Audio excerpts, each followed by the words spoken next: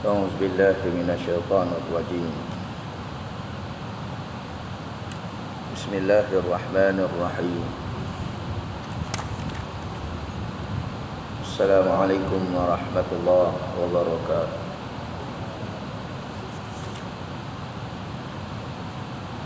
إلى حضرة النبي المصطفى رسول الله صلى الله عليه وسلم وأهل الكرام لهم الفاتحة. أعوذ بالله من الشيطان الرجيم. بسم الله الرحمن الرحيم. الحمد لله رب العالمين الرحمن الرحيم مالك يوم الدين. إياك نعبد وإياك نستعين. اهدنا الصراط المستقيم صراط الذين أنعمت عليهم غير المغضوب عليهم ولا الضالين. آمين. الحمد لله وبه نستعين. أشهد أن لا إله إلا الله وحده لا شريك له، وأشهد أن محمدا عبده ورسوله.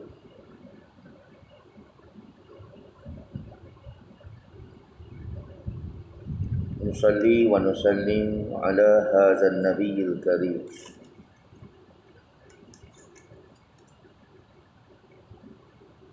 سيدنا وحبيبنا محمد الأمين وعلى آله وصحبه أجمعين.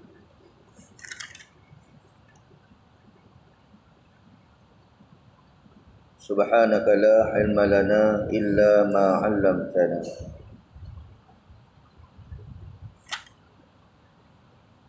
إنك أنت العليم الحكيم.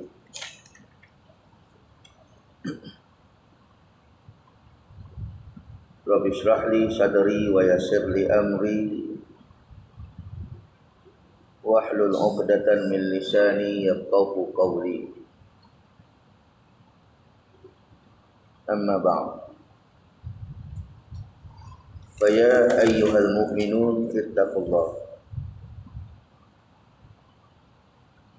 أوصيكم ونفسي بتقوى الله،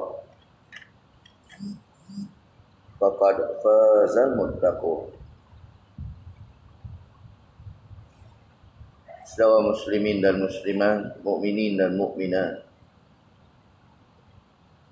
mudah-mudahan dikasihi dan dirahmati Allah Subhanahu wa taala. Alhamdulillah, terlebih dahulu syukur pada Allah. Pagi ini sekali lagi kita dapat bersama-sama dalam kuliah subuh kita di Masjid Hospital Ipoh hari ini. Dan seperti biasa kita menggunakan pakai kitab Bahrul Mazi jilid yang ke-17.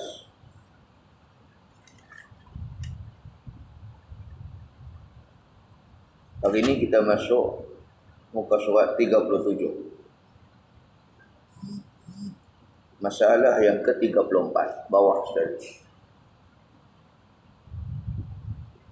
Baik.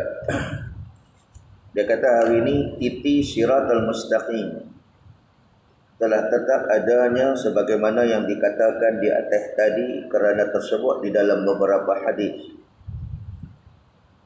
Satu daripadanya adalah hadis yang akan datang ini.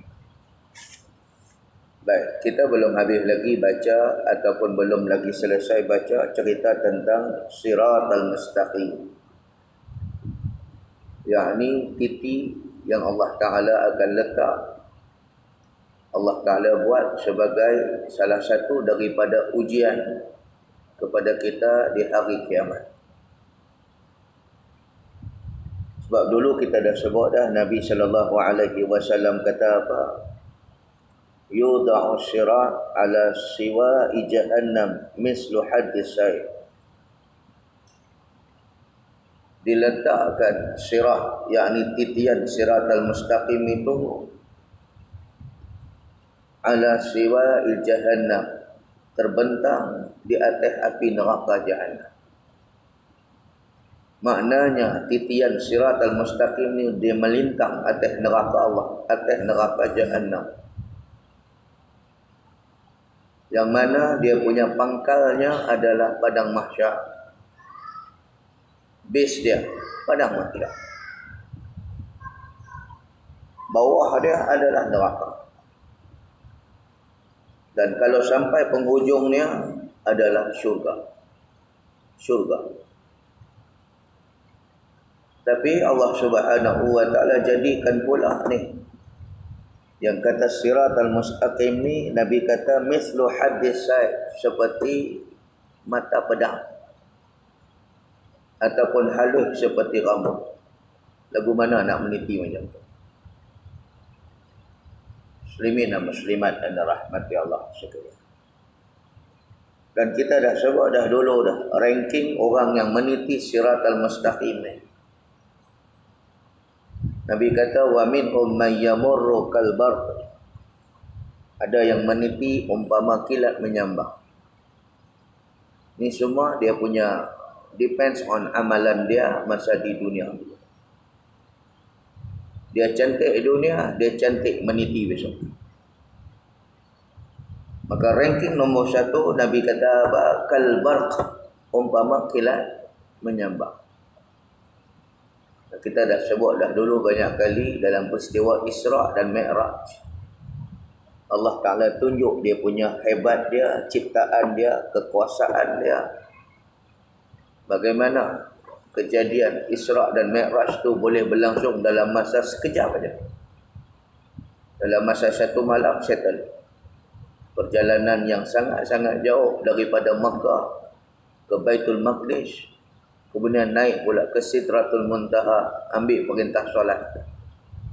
Kejadian berlaku selepas Isya' dan selesai sebelum waktu subuh. Sedangkan perjalanan tu sangat jauh. Rupanya Nabi Muhammad tu dia bukan pergi seorang. Nabi Muhammad ditemani oleh Jibril alaihi salam yang bawa Nabi time tu. Maka Jibril dicipta oleh Allah daripada cahaya. Cahaya saintis duk kaji lah ni, kelajuan dia 360,000 satu saat. Cahaya, kelajuan cahaya. Jibril alaihi salam yang dah sedia laju tu, tiba-tiba Tuhan hantar satu transport.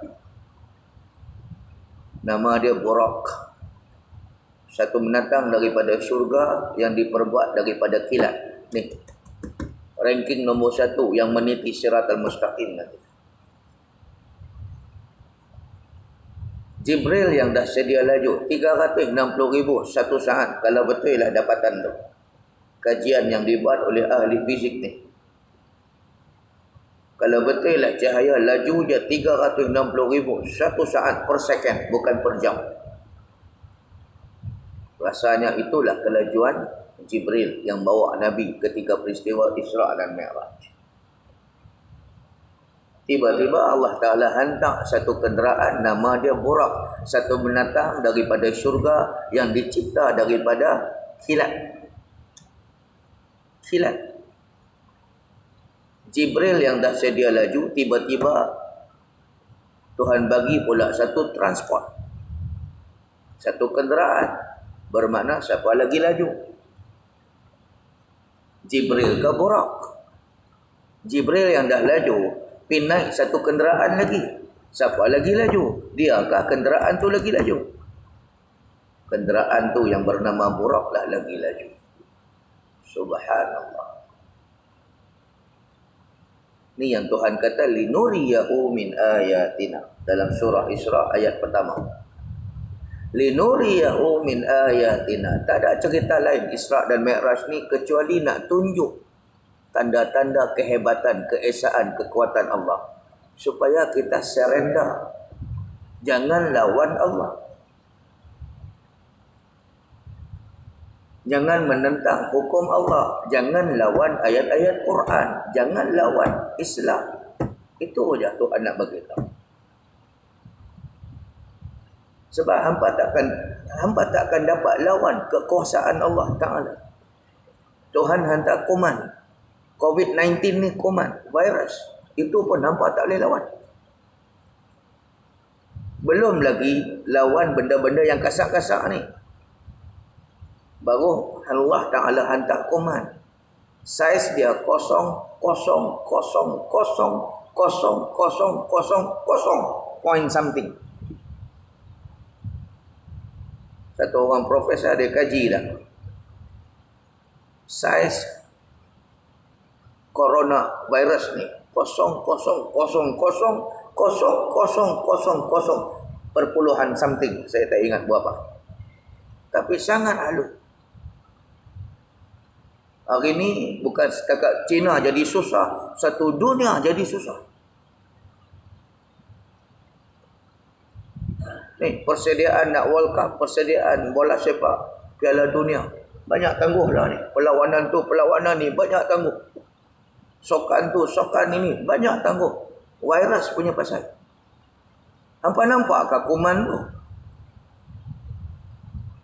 Tak nampak. Bermakna tak nak. Bermakna makhluk Allah yang bernama virus ni, kuman ni sangat halus. Kalau itu pun hampa tak boleh lawan. Hampa jangan duk lawan Allah. Jangan cuba-cuba lawan Allah. Jangan cuba-cuba nak lawan Islam. Tuan muslimin dan muslimat dan rahmati Allah. Linuriyahu min ayatina. Tuhan tunjuk kuasa dia dalam peristiwa Isra dan Mi'raj. Bagaimana dia cipta satu kenderaan bernama Buraq daripada kilat. Dia lagi laju daripada Jibril. Yang kita tengok dah cukup laju, rupanya dia belum laju lagi. So agak-agak berapalah? Agak-agaknya kelajuan kilat pula. Kalau tadi 360,000 satu saat kelajuan cahaya. Agak-agak berapa pula kelajuan kilat. Subhanallah. Saya cek dalam Google, kelajuan kilat 1000 kali ganda daripada kelajuan cahaya. 1000 kali ganda daripada kelajuan cahaya. Tuan-tuan, jangan lawan Allah. Ni pagi ni kalau cari sekitar Ipoh, ada tak yang tak semayang subuh lagi? Ada. Ada. Tuan-tuan muslimin dan muslimat, kalau kita tahu betapa besarnya Allah Ta'ala tu melalui penciptaan dia, kita langsung tak gamak untuk lawan Allah, tak gamak untuk engkar perintah Allah, tak gamak untuk tidak taat segala arahan Allah. Kita akan jadi satu orang yang patuh. Sami'na wa ata'na. Dengar, taat. Kita tak akan jadi satu orang yang sami'na wa asayna. Dengar, tapi bantah. Dengar, tapi melawan. Dengar bab-bab hukum Islam ni, tapi condemn tak habis-habis. Tak mau jaga. Baik, muslimin dan muslimat yang dirahmati Allah Subhanahu wa ta'ala. So, kelajuan yang nombor 1, ranking nombor 1, Nabi kata, orang yang meniti siratal mustaqim ni, faminhum man yamurru kal barqi. Ada yang meniti siratal mustaqim itu seumpama kilat menyambar. Kemudian Nabi SAW kata dulu,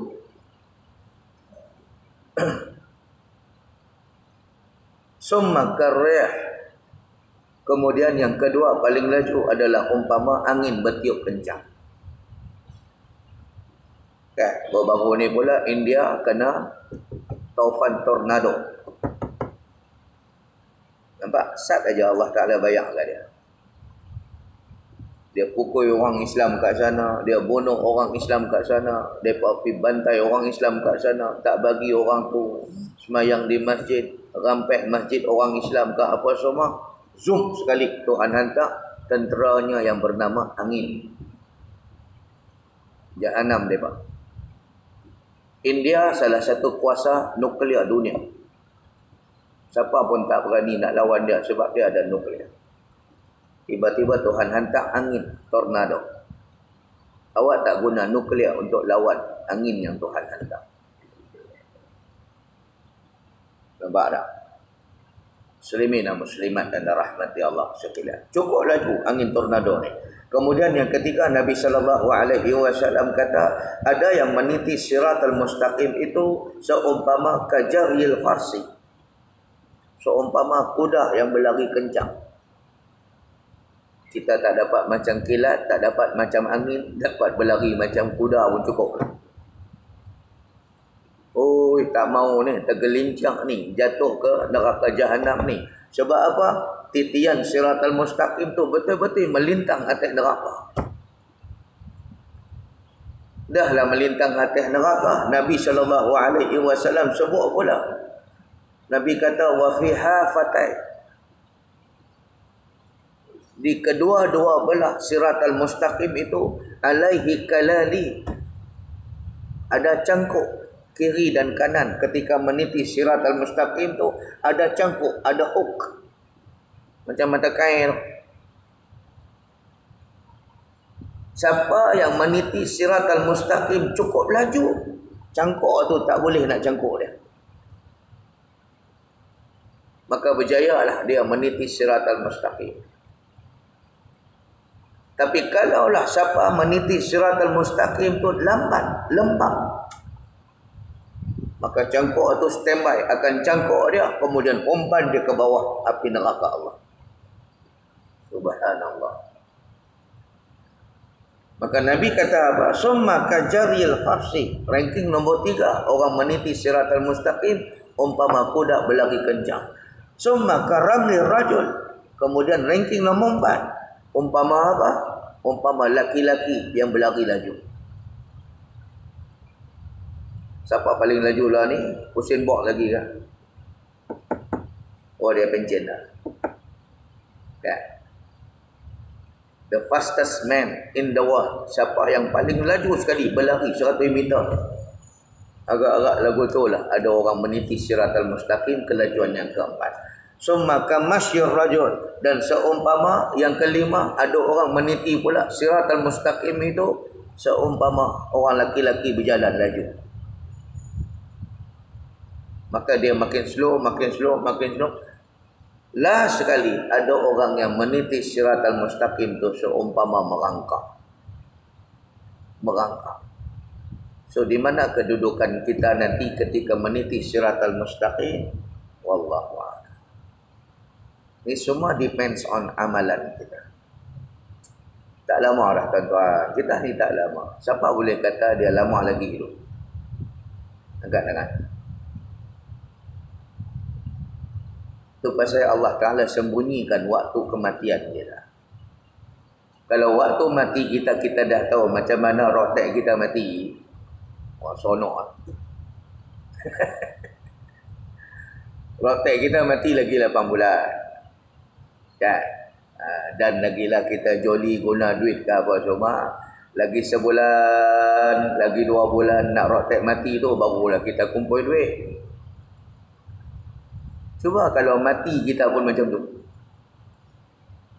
Kita punya tarikh mati kita lagi lambat lagi 20 tahun lagi.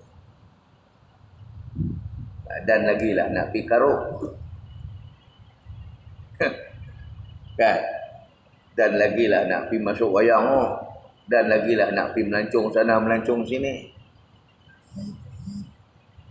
Coba kalau waktu mati kita tahu lagi sebulan 2. Dia tak jadi kelakuan tu. Kan? Boleh jadi dia pencen awal. Umur baru 50, dah ambil pencen dah. Pasal apa? Nak penuhkan hidup ni dengan amal. Nak penuhkan diri ni duduk masjid, duduk surau, baca Quran, buat amal. Itu dia. Pasal apa? Pasal dia tahu dia punya kematian lagi 2-3 bulan lagi. Masa tu nak kerja pun tuan-tuan, hati dah tak ada dah nak kerja. Nak pergi sana, nak pergi sini, nak melancong lah apa semua. Tak ada hati dah. Hati duk teringat nak main masjid, main surau, buat amal saja. Kalau kita tahu tarikh kita mati bila. So tuan-tuan, oleh kerana kita tak tahu waktu mati kita bila, ulunlah kita ni dengan amal ibadah. Baik, muslimin dan muslimat dan rahmati Allah sekalian. Jadi itu yang kita baca pada kuliah kita yang sudah. So hari ini kita masuk masalah yang ke-34. yakni titi siratal mustaqim telah tetap adanya sebagaimana dikatakan di atas tadi, kerana tersebut di dalam beberapa hadis.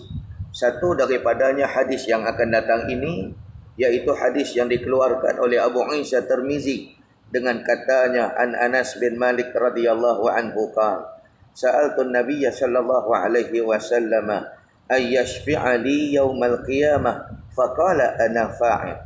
Diriwayatkan daripada seorang sahabat bagi Nabi sallallahu alaihi wasallam, namanya Anas bin Malik radhiyallahu anhu. Katanya telah aku pinta kepada Nabi sallallahu alaihi wasallam bahawa memberi syafaat dia bagiku pada hari kiamat. Satu orang sahabat Nabi bernama Anas bin Malik. Anas bin Malik ni siapa? Oh, dia jawatan dia sangat special. Anas bin Malik ni adalah khadimun Nabi sallallahu alaihi wasallam. Dia khadam Nabi.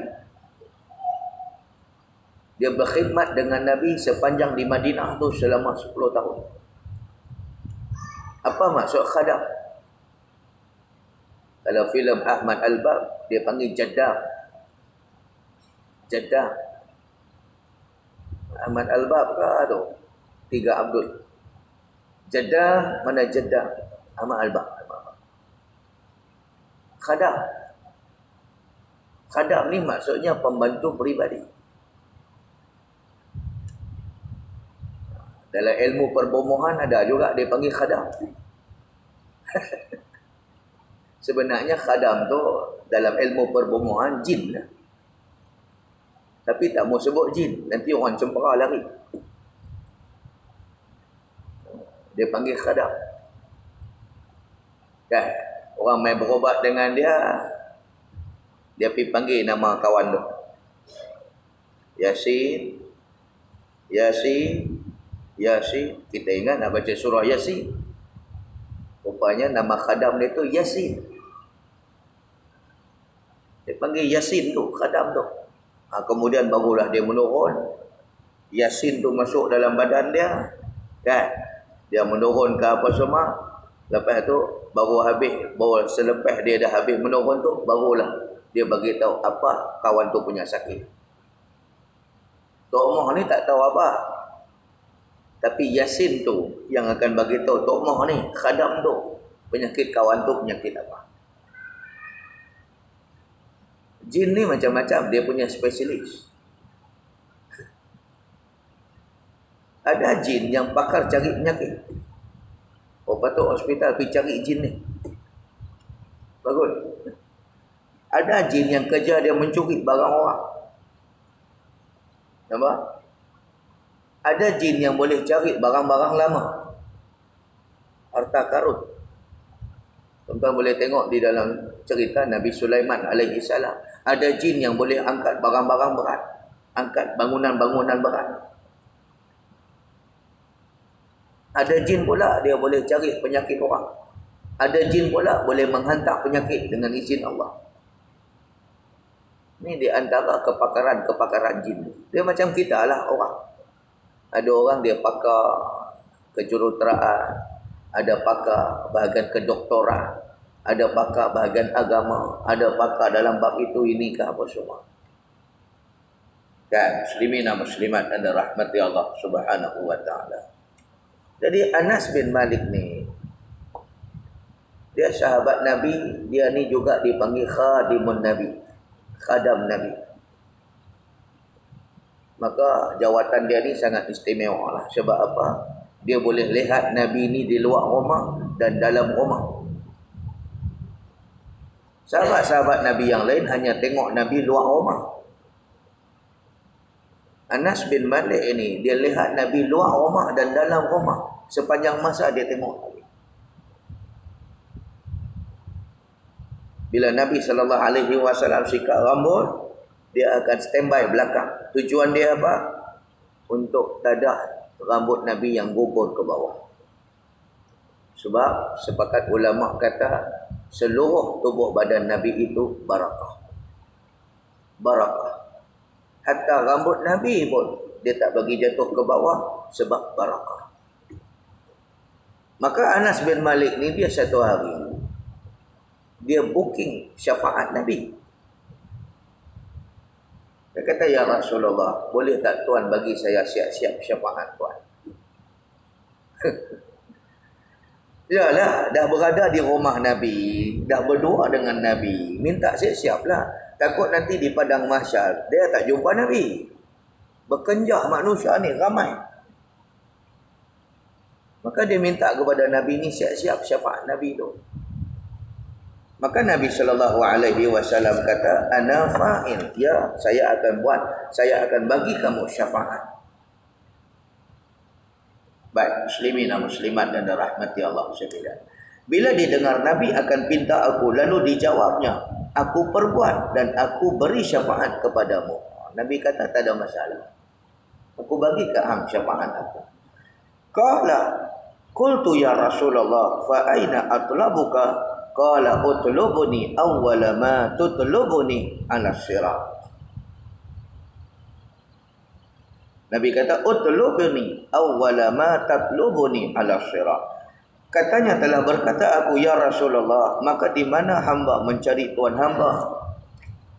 Di dalam masa orang banyak berkumpul dan berhimpit itu, jawabnya, carilah olehmu akan daku awal-awal tempat engkau cari aku, yaitu di atas titian siratal mustaqim.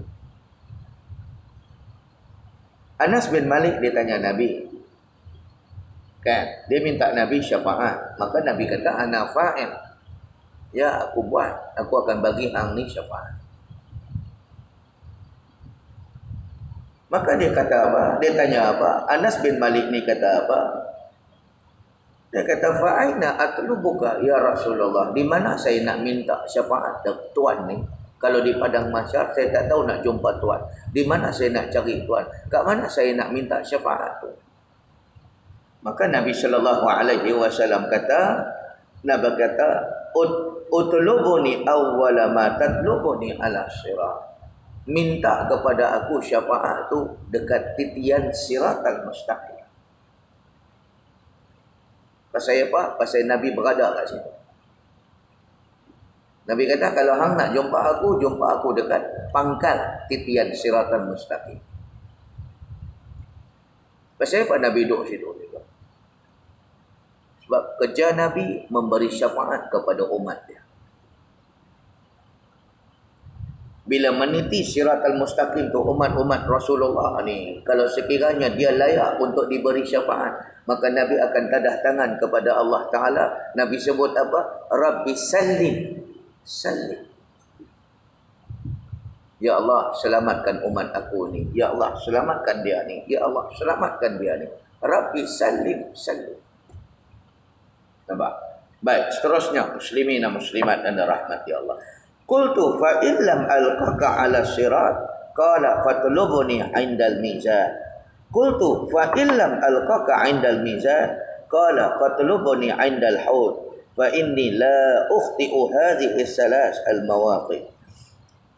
Kataku, ya Rasulullah, sekiranya tiada hamba jumpa Tuhan hamba di atas titi, maka di mana hamba cari Tuhan hamba apabila hamba berkehendak akan Tuhan hamba di tempat yang bahaya itu.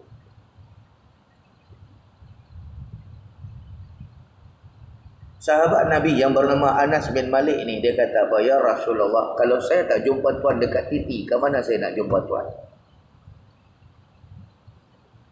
Ni, tempat tu pun kita tak tahu. Besar dia, luas dia, padang mahsyar, berapa ramai orang berhimpun di padang mahsyar. Yang kita sebut dulu dalam kitab apa dia? Di padang mahsyar, manusia berpijak kaki orang lain. Kaki yang kena pijak tu pula pijak kaki lagi satu, yang kena pijak kaki lain, yang kena pijak, sampai tak tahu siapa pijak bawah sekali. Anas bin Malik ni risau, takut tak jumpa Rasulullah ni. Dia kata, ya Rasulullah, kalau saya tak jumpa Tuan dekat titian siratal mustaqim ni, dia kata, fa'aina alqaka fa illam alqaka inda as-sirat. Di mana saya nak jumpa Tuan kalau saya tak jumpa Tuan ni dekat sirat? Maka Nabi kata, fa'atlubuni 'indal mizan. Jumpa saya dekat mizan. Tempat yang kedua Nabi akan berada adalah mizan. Mizan ni apa? Satu neraca, satu timbang. Yang Allah Ta'ala akan timbang semua amalan kita. Mana lebih berat? Kalau timbangan tu lebih berat kepada arah pahala, itu tanda kita ahlul jannah, ahli syurga. Tapi kalau timbangan tu berat ke arah dosa, bermakna na'udzubillah, itu petanda dia ahlun nar, ahli neraka. Tapi kalau 50-50, timbangan sama berat. Timbangan sama berat. So, disitulah kepentingan Rasulullah ada. Nabi akan bagi syafaat kepada siapa-siapa yang timbangan dia sama berat. Nabi akan ambil sahabat dia buh dekat bahagian pahala tu supaya berat lagi timbangan pahala kita tu. Maka Nabi akan minta kepada Allah Ta'ala supaya dia ni jadi ahlul jannah, ahli syurga. Tuan-tuan lihat tuan-tuan, sayangnya Nabi Muhammad kepada umat dia. Allah. Walaupun Nabi Muhammad tahu umat dia tak apa sayang dia. Ada umat Nabi Muhammad di akhir zaman yang langsung lupakan dia, yang tak mau selawat ke atas dia, yang jadi pembenci kepada Nabi Muhammad. Yang pertikai umat, yang pertikai Nabi Muhammad pun ramai kita dengar dah. Ada. Dia kata, Ustaz, apa nak ikut Nabi Muhammad? Nabi Muhammad bukan ada cikgu. Betul tak Ustaz, Nabi Muhammad tak sekolah? Ni, zaman mencabarlah ni. Ni anak-anak kita lagi 20 tahun, 30 tahun akan datang. Dunia penuh cabaran, dunia Islam penuh cabaran. Ni penentang-penentang yang tak suka Islam ni, golongan liberal, golongan macam-macam ni. Mereka buat satu NGO pula, nama dia G25. G25, G25. Lawan Islam, lawan JAKIM, lawan pejabat agama, lawan itu, lawan ini. Asal ada saja bentuk-bentuk Islam, asal ada saja benda-benda Islam, lawan. Tak, yang nak ikut Nabi Muhammad ni kenapa? Dia bukan sekolah pun.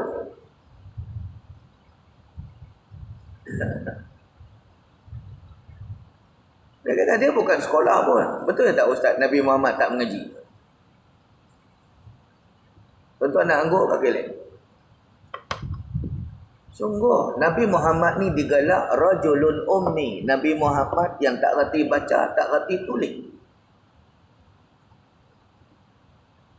Bila kita angguk kepala, maka main pula soalan nombor 2 dia. Habis tu yang duk ikut sangat Nabi Muhammad, kenapa? Kalau dah tahu dia tak sekolah, dia tak ada cikgu, dia tak reti baca, tak reti tulis, kita nak ikut lagi orang macam ni? Ni, nak bercakap pasal Islam, tapi berlandaskan akal semata-mata. Bukan berlandaskan wahyu. Boleh, siapa-siapa pun boleh nak bercakap pasal Islam, tapi mengaji dululah. Jangan buat perangai macam tu. Mengaji dulu. Bila kita mengaji, kita tahu hikmah di sebalik Nabi macam tu. Betul. Apabila wahyu turun, Nabi memerlukan penulis-penulis wahyu. Kutabul wahyi. Ada lebih kurang 30 orang penulis wahyu Rasulullah. Kenapa Nabi memerlukan penulis wahyu? Kenapa dia sendiri tak tulis? Sebab dia rajulun ummi. Tuhan sengaja jadikan Nabi Muhammad tak reti baca, tak reti tulis. Pasal apa? Pasal sebagai persediaan standby. Di kemudian hari Allah Ta'ala nak turunkan Quran kepada Nabi Muhammad.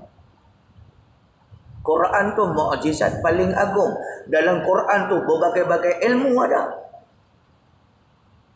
Bukan setakat ilmu-ilmu akhirat, ilmu-ilmu Islam, bahkan ilmu keduniaan.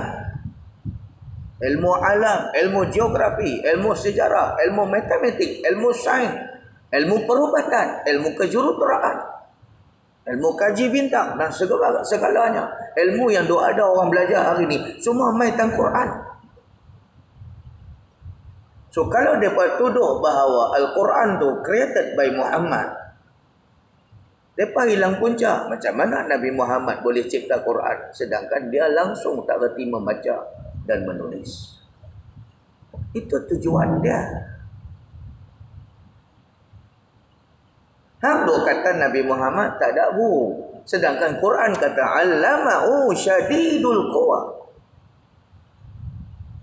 Yang mengajar Nabi Muhammad itu syadidul quwa, malaikat yang gagah lagi perkasa, yakni malaikat Jibril. Tuan-tuan, cikgu tuan-tuan siapa? Malaikat ke orang? Siapa pernah mengaji dengan malaikat? Enggak kan? Tanya mana-mana profesor yang handai-handai ni. Dulu tok guru dia siapa? Malaikat ke orang? Orang. Tak ada siapa yang guru dia malaikat melainkan Rasulullah sallallahu alaihi wasallam. Bermakna Rasulullah lagi hebat daripada kita. Guru dia malaikat.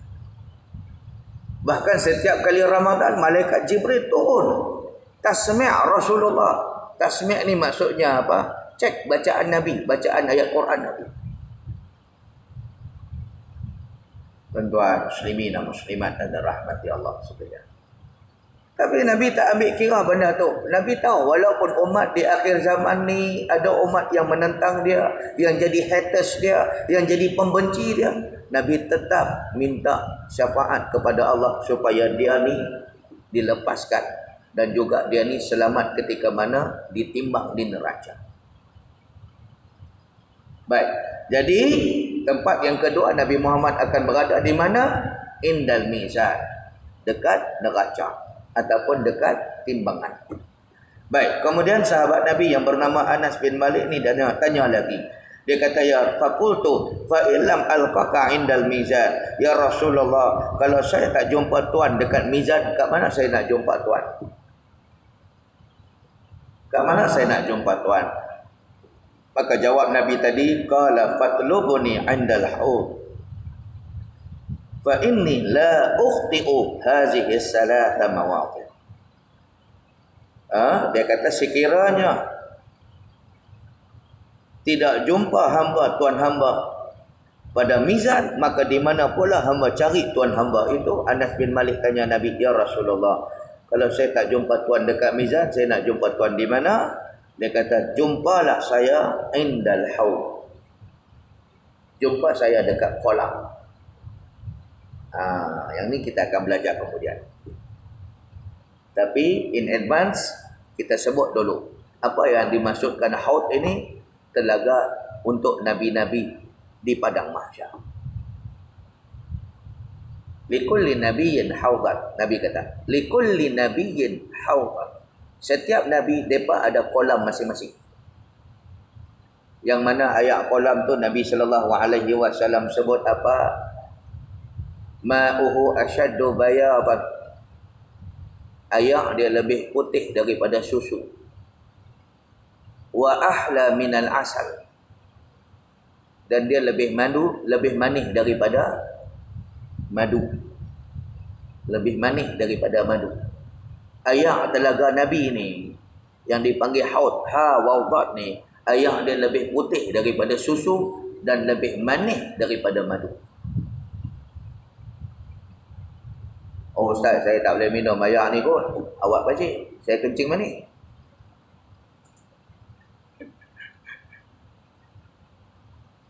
Di hari akhirat ni tuan-tuan, Allah Ta'ala tarik dah semua penyakit kita. Tak ada siapa-siapa yang sakit.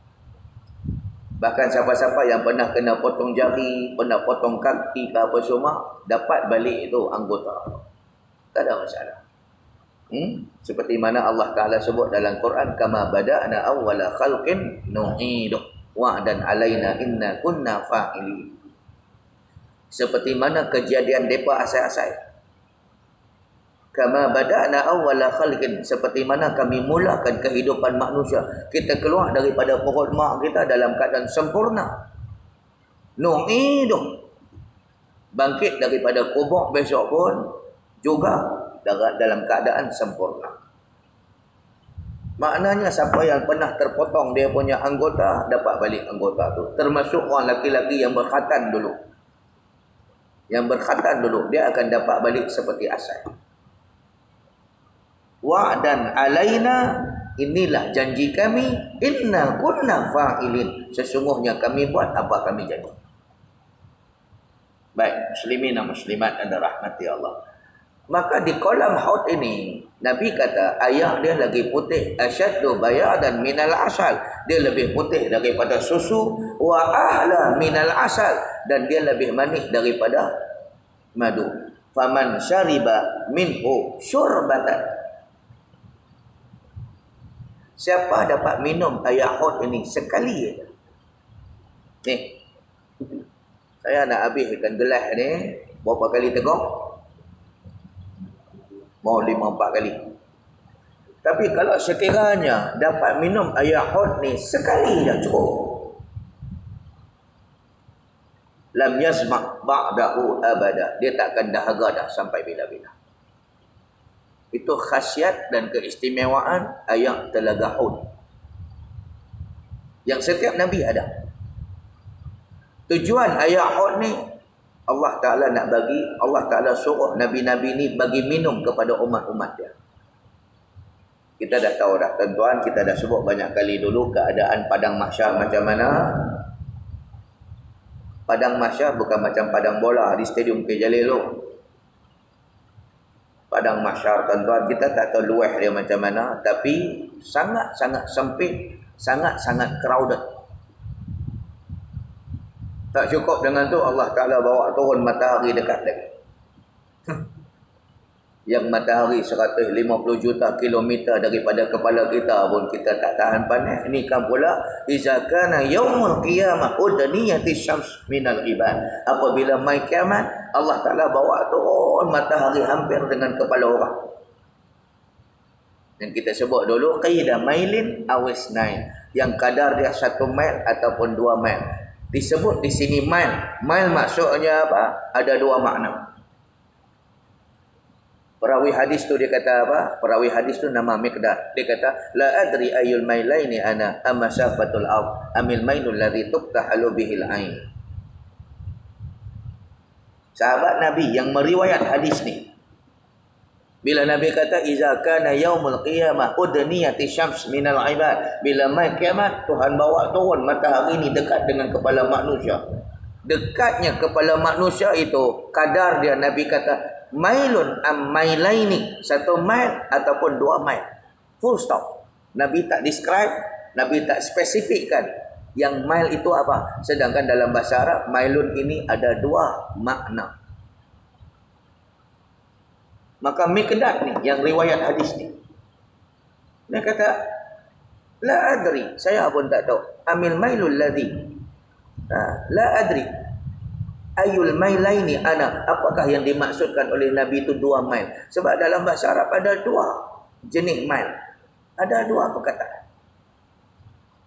Amasafatul ard, nombor 1, adakah mailun itu bermaksud jarak perbatuan.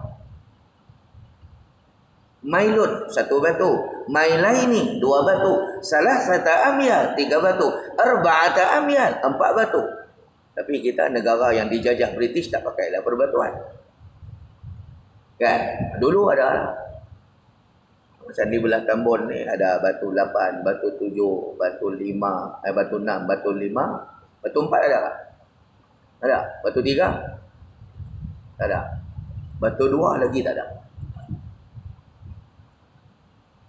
Di area Batu Gajah tu sampai kampung tu dulu Batu 2 tukar nama jadi Kampung Sri Jaya. Saya tanya pasal Batu tukar. Oh, Batu 2 tu Batu Nisan Saul Seriau.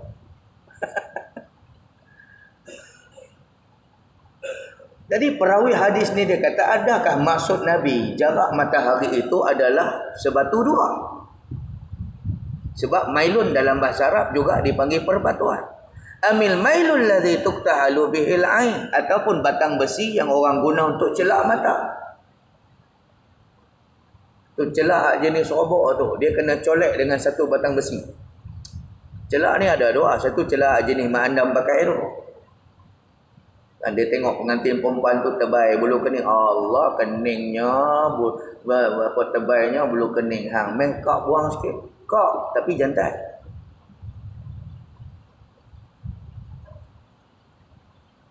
Nama IC Muhammad Syarifuddin. Meh kak Sherry buang, Sherry.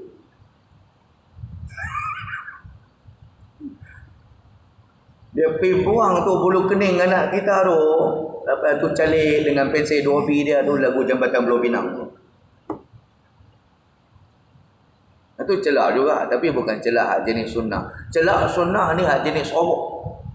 Nak colek dia kena pakai batang tu. Batang tu dalam bahasa Arab dipanggil mailun. So perawi hadis ni kata apa? Amasafatul ard, adakah yang dimaksudkan oleh Nabi itu jarak matahari dengan kepala kita? Masafatul ard, perbatuan. Bermakna kalau itu betul sebatu dua jarak matahari dengan kita. Amil mailul ladzi tuktahalu bihil ain, ataupun batang besi yang orang guna untuk celak mata. Yang ni lagi ekstrim. Kalau inilah betul batang besi yang orang guna untuk celak mata, jarak matahari nanti akan sejengkai dua. So whatever, jarak perbatuan ataupun batang besi tadi tu ataupun sejengkai dua, tuan-tuan boleh pilih agak-agak jarak di mana. Sebab ada dua saja pendapat, tak ada tiga, tak ada empat. Pilih salah satu. Macam mana nak hidup lagu tu di padang mahsyar? Dan tuan-tuan kena ingat, kita hidup di padang mahsyar tu tak ada kematian lagi dah. La mauta ba'daha, tidak ada kematian dah selepas akhirat. Jadi manusia yang kena ganyang dengan matahari yang dekat ni, hidup-hidup Allah Ta'ala buat lagu tu. Maka sudah tentulah manusia dalam keadaan kepanasan, dalam keadaan dahaga yang bukan kepala, maka dia mencari-cari mana air yang boleh mereka minum. Sebab di padang mahsyar tak ada awan, di padang mahsyar tak ada hujan, di padang mahsyar tak ada lombong, tak ada sungai, tak ada laut, tak ada air mata air. Yang hanya ada adalah telaga haud, kolam haud Nabi sallallahu alaihi wasallam. Maka berebutlah orang pergi minum air haud ni. Apatah lagi apabila fadilatnya, khasiatnya, siapa minum seteguk aja. Nabi kata, "Faman syariba minhu syurbatan." Siapa boleh minum seteguk saja, lam yazma' ba'dahu abada. Dia takkan dahaga sampai bila-bila. Tuhan buang sifat haus tu, dahaga tu tak ada. Kalau nak minum pun agama kata apa? Nak minum tu untuk syok-syok aja. Tuan-tuan, tapi adakah semua orang boleh minum air haud ni? Bukan semua. Disebut di dalam hadis yang lain, apabila Nabi duk cedok air haud ni bagi minum kepada umat dia. Cedok air haud bagi minum, cedok air haud next, lepas tu cedok lagi next, lepas tu cedok lagi next. Tiba-tiba ada di kalangan umat dia yang tak dapat minum, yang dihalang oleh malaikat. Malaikat duk halang ni orang daripada dapat minum air haud ni. Dan di kalangan orang yang tak dapat minum air haud ni adalah depa yang bertaraf sahabat. Sahabat maksudnya depa yang pernah hidup zaman Nabi, dapat tarbiyah secara langsung, secara live daripada Nabi. Kita bukan sahabat, kita tak pernah tengok Nabi. Mimpi Nabi pun kita tak pernah lagi. Kita dapat tengok ziarah, kita dapat tengok makam Nabi aja, ziarah. Itu pun daripada luar pagar aja. Ni sahabat Nabi ni yang dapat tarbiyah secara langsung daripada Rasulullah sallallahu alaihi wasallam. Tiba-tiba Nabi lihat ada malaikat yang halang depa ni daripada minum air haud. Maka Nabi tanya Allah, "Ya Rabbi, ashabi, wahai Tuhanku, awak ni dengan sahabat aku." Jawab malaikat bagi pihak Allah. Malaikat kata, "Innaka la tadri ma ahdatsu ba'dak." Wahai Muhammad, kamu tak tahu apa dah berlaku selepas kewafatan kamu. Maksudnya apa? Selepas kewafatan Nabi, berlaku perpecahan di kalangan umat Islam. Islam jadi pecah dua. Satu mukmin, satu munafikin. Mukmin yang betul-betul beriman kepada Allah. Apa Tuhan kata? Sami'na wa ata'na. Dengar tak? Munafikin, dia Islam juga, tetapi dalam hati memberontak, dalam hati jadi membenci kepada Islam. Sami'na wa asaina. Dengar tapi bantah. Dengar tapi condemn. Dengar tapi benci kepada Islam juga. Penyakit tu ada di kalangan sahabat. Bahkan tuan-tuan, terbunuhnya Sayyidina Umar bin Al-Khattab. Yang membunuh mereka ni siapa? Yang membunuh Sayyidina Umar ni siapa? Tengah-tengah semayang. Ada kata semayang subuh, ada kata semayang zuhur, ada kata semayang asar. Tengah-tengah Sayyidina Umar jadi imam. Allahu Akbar. Mai satu orang pembunuh upahan yang diupah oleh munafik radak belakang Sayyidina Umar ni dengan pisau mata dua. Radak tam belakang. Tikam. Yang membunuh Sayyidina Umar ni siapa? Musyrikin ke? Yahudi ke? Nasrani ke? Orang Islam sendiri yang telah diserapi penyakit nifaq, penyakit munafik. Mati Sayyidina Umar di tangan orang-orang munafik. Naik pula Sayyidina Uthman bin Affan. Pun juga kematiannya dibunuh oleh munafikin. Tengah Sayyidina Uthman baca Quran. Rumah Sayyidina Uthman dikepung selama 40 hari. Dikepung oleh munafik-munafik ni yang nak bunuh dia. Sayyidina Uthman gunding dah. Apa hal yang kamu nak bunuh aku sangat-sangat ni? Apa tak tahukah yang Nabi haram kita berbunuh sesama sendiri kecuali 3 benda?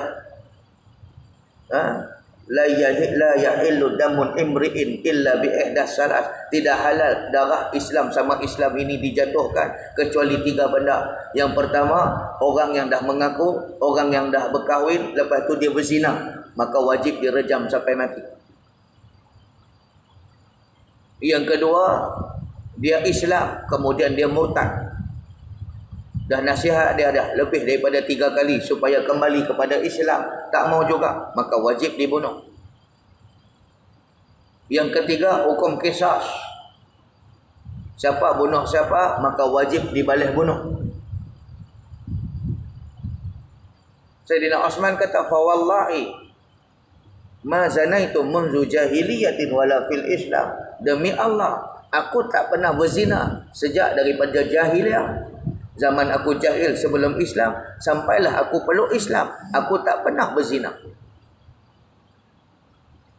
Wala taratu munzu bay'atu Rasulullah sallallahu alaihi wasallam.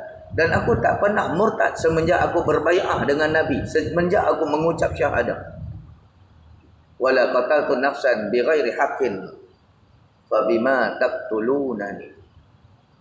Dan aku tak pernah bunuh orang dengan sengaja yang membolehkan hukum qisas ke atas aku, balik bunuh balik ke atas aku. Fa bima taqtulunani. Awak yang hampa nak bunuh sangat aku. Puak-puak munafik ni yang nak bunuh Sayyidina Uthman ni tak peduli, walaupun Sayyidina Uthman dah negotiate dah daripada dalam rumah dia. Sayyidina Uthman dia buka tingkap atas, rumah dia 2 tingkap. Dia buka tingkap, dia bincang dengan orang-orang yang nak bunuh dia ni. Apa nak bunuh aku pasal apa? Tak ada sebab apa nak bunuh aku. Mereka tak peduli. Mereka daripada arah jiran rumah Sayyidina Uthman, mereka masuk rumah jiran Sayyidina Uthman.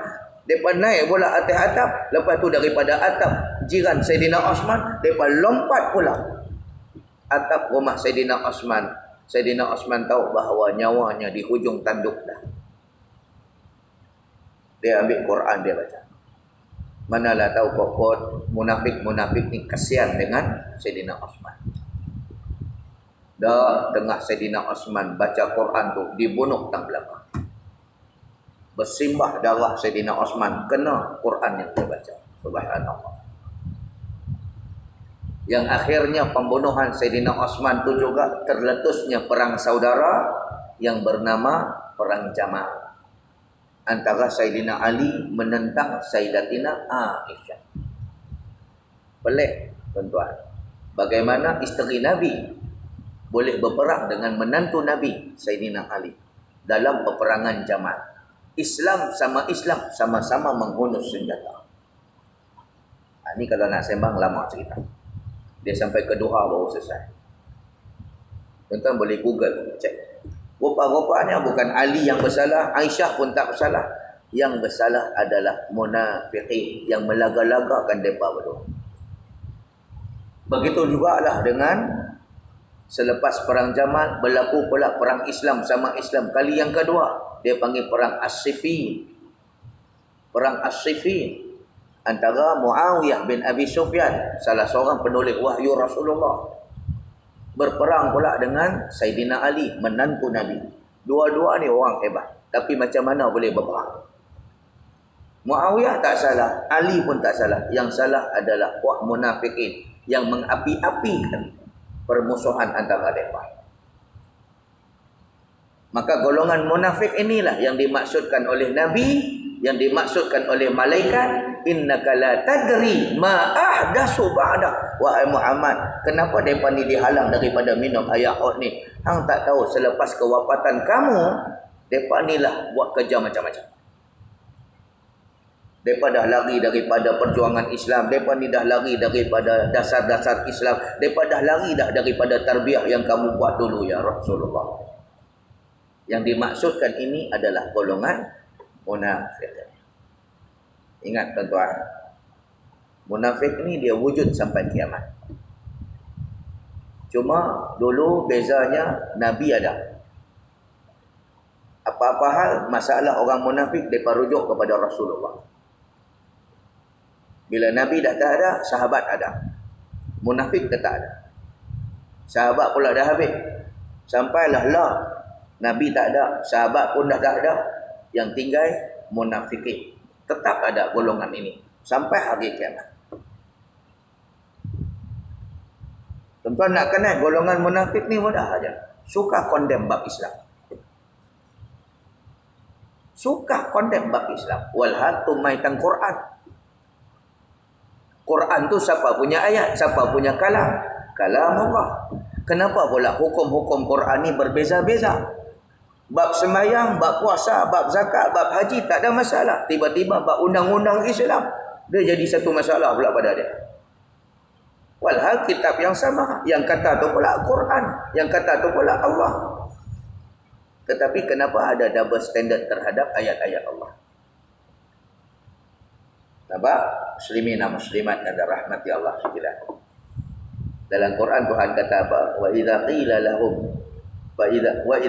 lahum ta'alu ila ma anzalallah. Apabila kamu berkata kepada mereka wahai Muhammad, jom kita kembali kepada ayat Allah. Wa ila rasul, yang diturunkan kepada rasul. Ta'alu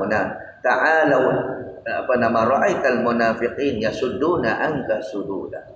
Kamu akan lihat golongan munafik lah yang akan menjadi batu penghalang pelaksanaan hukum-hukum Allah. Tuhan tak kata ra'aital musyrikin, orang musyriklah yang halang dulu pelaksanaan hukum Quran. Ataupun Tuhan tak kata ra'aital kafiri, orang kafirlah yang akan menentang dulu ayat-ayat Allah tu. Tetapi Tuhan sebut ra'aital munafiqin, orang munafiklah yang akan mula-mula sekali bantah pelaksanaan hukum-hukum Allah.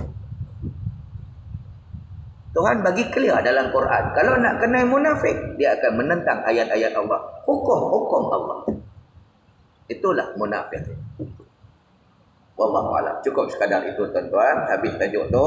Selepas ni kita akan baca masalah ke-35, yakni Nabi berdiri di atas titi Siratal Mustaqim.